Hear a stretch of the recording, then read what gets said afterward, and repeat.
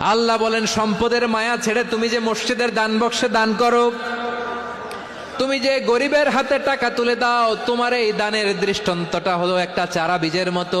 যেই চারা বীজ মাটিতে রোপণ করে দিলে 60টা শীষ গজায়, প্রতি শীষে হয় শত শস্য দানা।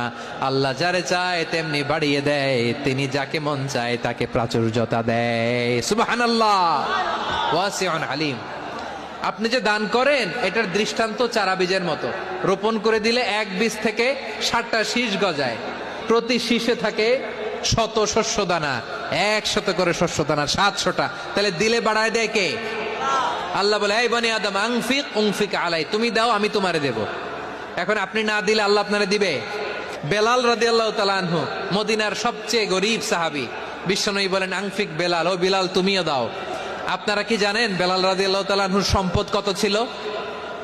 বেলাল রাদিয়াল্লাহু তাআলা আনহুর মূল সম্পদের পরিমাণ ছিল মাত্র একটা লুঙ্গি।